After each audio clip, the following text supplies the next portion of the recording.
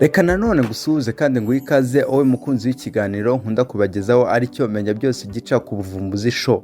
Nkagushimira wowe wakoze subscribe ndetse nawe utarayikora nkagusaba ko wayikora maze like na share kugira ngo ibiganiro byiza nk'ibi bijye bibasha kugera kure.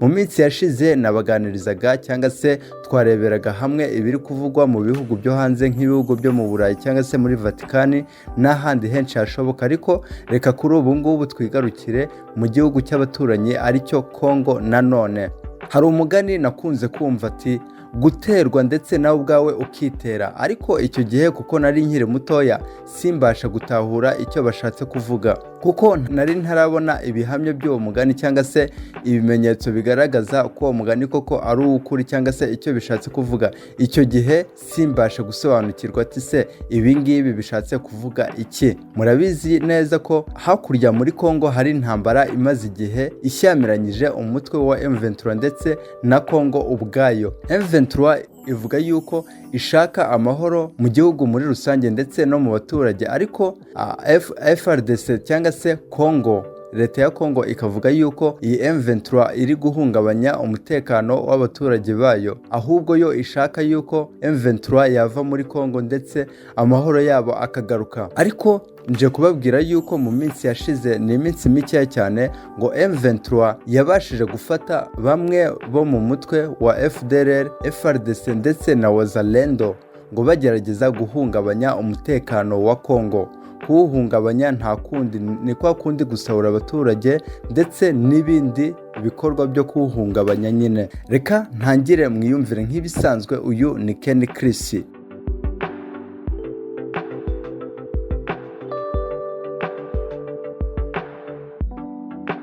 AFC cyangwa se M23 yerekanye abagize FDLR, WAZALENDO na FRDC yafashe bahungabanya umutekano wo muri Congo, by'umwihariko mu mujyi wa Goma.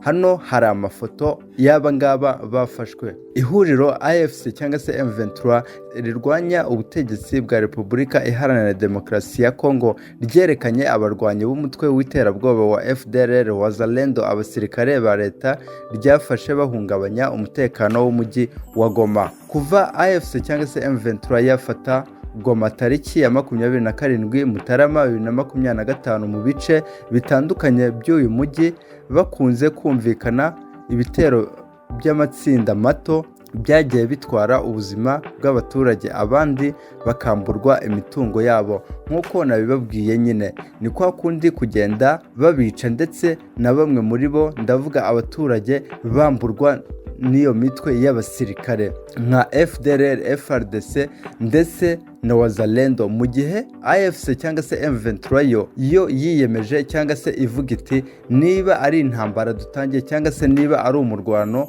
duhagurukije, ni umusirikare ku wundi, ntago ari umusirikare ku musivile. Bitandukanye n'aba ngaba bita ko ari abasirikare ba leta, ko ahubwo aho kugira ngo baze barwanya AFC cyangwa se M23 usanga bayihunga, ahubwo bakajya kurwanya abaturage ndetse bakanabasahura n'ibyabo. Mu rwego rwo kubungabunga umutekano w'uyu mujyi, muri Werurwe abarwanyi b'iri huriro bakoze umukwabo mu bitaro bya Sebeka Ndosho na Hill Africa biri muri uyu mujyi, bafata abasirikare 130 bari bihishemo.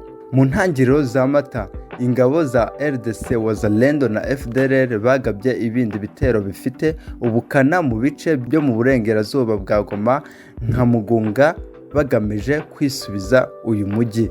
Icyo gihe AFC cyangwa se M23 yasobanuye ko mu bagize uruhare muri ibi bitero harimo abagera muri 800 bari barahungiye mu bigo by'ingabo ziri mu butumwa bw'amahoro b'umuryango w'abibumbye muri RDC MONUSCO. Tariki ya 10 Gicurasi, AFC cyangwa se M23 yeretse itangazamakuru abo iherutse gufatira mu bikorwa byo kubungabunga umutekano w'umujyi wa Goma. Isobanura ko batumwe na leta ya RDC kugira ngo bawuhungabanye. Bibaze yuko bimwe byo natangiye mbabwira ati kuba uterwa ndetse nawe ubwawe ukitera.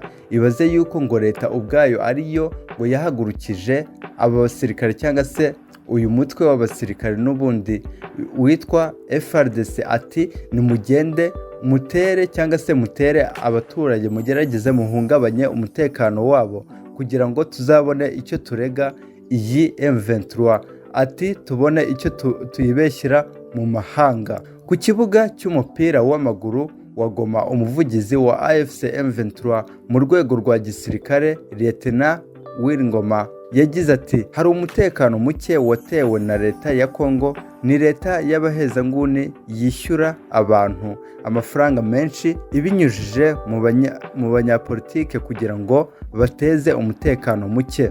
Ibaze yuko ibingibi burya binashorwamo n'amafaranga kugira ngo umutekano ugerageze guhungabanywa maze babone icyo babeshyira M23. Leta ubwayo yagerageje inatanga amafaranga mu baturage bamwe na bamwe cyangwa se mu bahezanguni kugira ngo bagerageze guhungabanya umutekano n'ubundi w'aba baturage bene wabo. Abafatiwe muri ibi bikorwa byashyizwe mu matsinda atandukanye, aba FDLR bashyizwe ku ruhande rwabo, WAZALENDO bashyirwa ku rwabo FRDC bibuko. Hari irindi tsinda ry'abagizi ba nabi batagira uruhare barimo nabo Lieutenant Colonel Ngoma ahamya ko bishyuwe kugira ngo bahungabanye umutekano wa Goma. Ati iyo batangira kugaba ibi bitero cyangwa se byo guhungabanya umutekano bagenda bigabangabanya, WAZALENDO ukwabo, FRDC ukwabo ndetse na FDLR ukwabo, ndetse ngo hari n'abandi ngo batagamije inyungu ku ruhande rumwe cyangwa se no ku rundi ruhande, nabo bagerageje kwifatanya nabo bitewe n'aka kayabo k'amafaranga kari gushorwa muri bo kugira ngo bahungabanye uyu umutekano wabo kugira ngo babone icyo babeshyira M23. Yagize ati hano dufite abanyabyaha, hariya ni FDLR, WAZALENDO, FRDC basanga abantu mu nzu bakabiba bateza ubwicanyi mu mujyi, twafashe ubu nibo turi kubereka umutekano muke tubona nibo bawuteza. Abangaba cyane cyane ngo biganje cyangwa se bagiye mu mujyi waho M23 yafashe kugira ngo bateze umutekano muke maze babone icyo bifashisha cyangwa se icyo biregura muri leta zunze ubumwe za Amerika cyangwa se n'izindi leta muri biriya bihugu cyane cyane by'uburengerazuba bw'isi kugira ngo bakomeze koko babeshyere M23. Ati reba nyamara utu duce twafashwe na M23 niho abaturage badafite amahoro, kandi kugira ngo n'abaturage bibeshye bavuga ati nubwo M23 ivuga ati amahoro ni yose, ahubwo bavuge bati mu gihe M23 ivuga ko yazanye umutekano ahubwo niyo iri kuduhungabanyiriza umutekano. Ndakeka niyo binjiye mw'aya mazu bagerageza gusahura no kwiba ndetse n'ubwicanyi bwa hato na hato bagenda biyitirira M23. Ibingibi ntago babyanditse ariko niko mbikeka kugira ngo babonye ko barwanya cyangwa se bashyira ibi byaha by'ubugizi bwa nabi ku mutwe wa M23. Nyamara M23 yo ishaka amahoro ndetse inazana n'umutekano usesuye muri Kongo. Abarwanyi ba FDLR bafatiwe muri iki gikorwa barenga 10, abo mu miryango yabo barimo abagore n'abana nabo beretswe itangazamakuru. Bamwe muri bo bagaragaza ko bifuza gutaha mu Rwanda. Lieutenant Colonel Ngoma yagize ati ntabwo tuzemera ko aba bantu bakoreye jenoside iwabo bakomeza kwigisha urubyiruko rw'abanyekongo kugira ngo rukore indi jenoside muri Kongo. Ntabwo jenoside izaba muri Kongo, ntabwo bibaho. Ibingibi nibyo Lieutenant Ngoma yakomeje kuvuga cyangwa se yagaragaje. Iri niryo jambo yatangaje ubwe. Meya w'umujyi wa Goma Julien Katembo yasobanuye ko abafashwe benshi bagaragaje ko bashaka kwiyunga kuri AFC M23 ariko kuri FRDC yo bitewe nuko atari abanyekongo bazoherezwa mu Rwanda. Ibingibi ni ugushuka M23 kugira ngo bazabashe kuba bayigwa gitumo cyangwa se baryamira amajanja babone uburyo bayitera. Ati nubwo ibi bitero bya hato na hato, ibi bitero shuma tubigaba ariko tubitangarije meya w'umujyi wa Goma ariwe Julien Katembo. Ibingibi bigamije kuba twakwiyunga na M23 tukaba twakorana, ariko ibingibi ntago ari byo. Nubwo bavuga ngo ushaka amahoro ategura intambara, ariko ntago ategura intambara yo kuba yamena amaraso ku nzirakarengane cyangwa se ku bantu badafite intwaro, cyane cyane aba baturage. Meya Katembo yagize ati rwose FDLR ntabwo ari abanyekongo bagomba koherezwa iwabo. AFC M23 yanambuwe FDLR, WAZALENDO na FRDC intwaro bari bafite ziganjemo imbunda za AK-47. Yasabye abaturage kuyitungira agatoki abagizi ba nabi kugira ngo nayo irinde umutekano. Bimwe muri ibi nge mbashije kumvamo, ati Lieutenant Ngoma ahanga yaratangaje ati se kubera iki ibi bitero mukomeza mubigaba mufatanyije na FDLR, mu gihe FDLR ari abaturage bamwe na bamwe bahoze ari abaturage b'u Rwanda, ariko basize bakoze jenoside yakorewe abatutsi mu Rwanda, ahubwo mukaba mwifatanye nabo. Ati abangaba tugomba kubacyura bagasubira mu gihugu cy'iwabo cyababyaye, kuko ntago iyi Kongo twifuza ko yazabamo jenoside. Ati ibingibi kandi nta nubwo bizigera bibaho.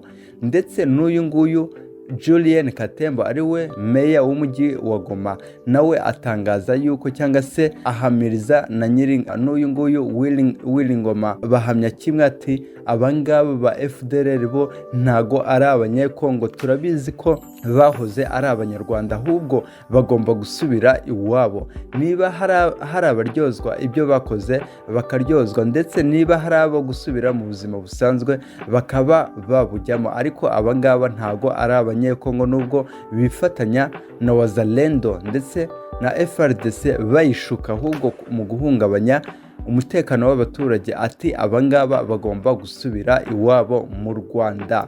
Ibingibi ngewe bikomeje kunshanga cyane. Ni gute ubundi waterwa nawe ubwawe ukitera? Ibingibi nibyo natangiye mbabwira, ariko ibingibi bigaragaza nka kwa kundi umugabo aba ari umunyantege nke, koko yaterwa ahubwo nawe ubwe akitera kugira ngo induru ibe yose, maze abamutabara baze bajya ku ruhande rwe, nyamara ku rundi ruhande wasanga ari we munyamakosa, cyangwa se ari we usanga uruhande rwo kwiyenza ari we urwihariye. Nk'uko bisanzwe, uyu ni Ken Chris, iyi nimenya byose. Ndakeka byose mbashije, cyangwa se byose nabashije kumenya kuri iyi nkuru mbibagejejeho.